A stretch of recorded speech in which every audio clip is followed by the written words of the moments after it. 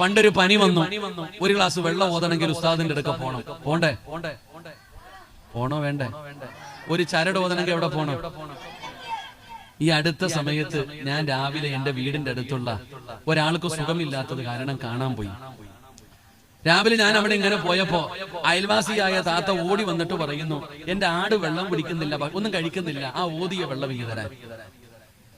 എന്റെ ആട് ഭക്ഷണം ഒന്നും കഴിക്കുന്നില്ല, ആ ഓതിയ വെള്ളം തരാൻ പറഞ്ഞു. ഈ താത്ത അകത്ത് പോയിട്ട് ഒരു പാത്രത്തിനകത്ത് കുറച്ച് വെള്ളം കൊണ്ടുവന്ന് കൊടുത്തു. ഈ താത്ത കൊണ്ടുപോയി. എനിക്കൊന്നും മനസ്സിലായില്ല. കുറച്ച് കഴിഞ്ഞിട്ട് ഞാൻ ചോദിച്ചു, എന്താണ്? അത് രാവിലെ സലാത്ത് മജ്ലിസ് ഓൺലൈനിലൂടെ ഇരുന്ന് ഓതിയ വെള്ളമാ. അല്ലാഹു കാത്തിരക്ഷിക്കുമാറാകട്ടെ. ഉസ്താദന്മാരുടെ പണി പോയി.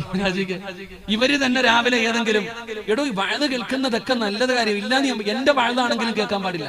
ഞാൻ ഈ രാമനാട്ടുകാരെ വഴുതിന് പോയപ്പോ ഒരു പിതാവ് എന്നെ കണ്ടപ്പോ ചോദിച്ചു, നിങ്ങൾ ആ പ്രസംഗിക്കണ ചങ്ങാതിയല്ലേ? ഞാൻ പറഞ്ഞു, അതെ. എന്റെ പൊന്നാര ഉസ്താദ്, നിങ്ങളൊരു കാര്യം ചെയ്യണം കേട്ടോ. ഈ സാധു രാവിലെ 4 മണിക്ക് എഴുന്നേറ്റിട്ട് നടന്നുപോയ പുണ്യം കൂടുതലാണെന്ന് പ്രസംഗിക്കുന്നത് കേട്ടിട്ട് ഈ വാപ്പ നടന്ന പള്ളിയിൽ പോണേ. സുബഹിക്ക് വെളുപ്പാങ്കാലത്ത് എഴുന്നേറ്റ് പള്ളിക്ക് പോയി നിസ്കരിക്കും. ഹജ്ജിന്റെ കൂലി വേണമല്ലോ, ഉംറയുടെ കൂലി വേണം. എല്ലാരും പോയാൽ ഈ പാവം അവിടെ തന്നെ ഇരിക്കും. എന്നിട്ട് ഏറ്റവും അവസാനം അവിടെ ഇരുന്ന് ദിക്റും ദുആയും ചെയ്ത് ഉംറയുടെ കൂലിയും വാങ്ങിച്ചിട്ട് നടന്നാണ് വീട്ടിലേക്ക് ചെല്ലുന്നത്. ഈ പാവം വീട്ടിൽ ചെന്നിട്ട് ഭാര്യയോട് പറഞ്ഞു, ഇത്തിരി ചായ ഇട്ട് തരാൻ. പള്ളിയിൽ ക്ഷീണിച്ചു പോയതല്ലേ, നടന്നു പോയതല്ലേ. ഭർത്താവ് പറഞ്ഞു, ഇത്തിരി ചായ ഇട്ട് തരാൻ. ഭാര്യ പറയാ, ഞാൻ മജ്ലിസിൽ ഇരിക്കുക, കുറച്ചുകൂടെ കഴിയട്ടെ.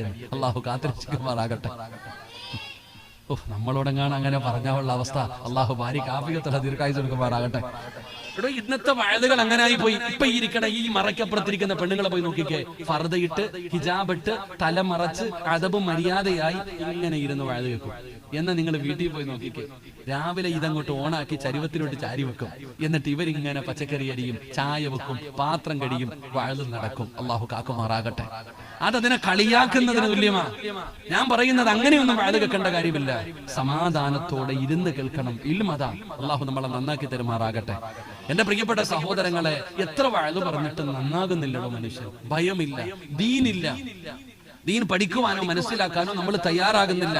എത്ര പറഞ്ഞാലും ഒരു മാറ്റമില്ല ഉസ്താദെ. ജീവിതം ആസ്വദിക്കാനുള്ളതാ, ജീവിതം സുഖിക്കാനുള്ളതാ. ഇതാ ഇന്നത്തെ കുട്ടികളുടെ ഒരു കൺസെപ്റ്റ് തന്നെ. ഇതൊക്കെ മാറണം സഹോദരങ്ങളെ. ദീൻ പഠിക്കണം, ദീനുമായി ബന്ധപ്പെടണം. സ്വന്തം ആദ്യം നന്നാകണം. ഒരാൾ നന്നാകേണ്ടത് ആദ്യം നമ്മൾ നന്നാകണം, എന്നിട്ട് വേണം മറ്റുള്ളവരെ നന്നാക്കാൻ. ആദ്യം നമ്മൾ നന്നാകണം, പിന്നെ നമ്മുടെ ഭാര്യയെ നന്നാക്കണം, പിന്നെ നമ്മുടെ മക്കളെ നന്നാക്കണം.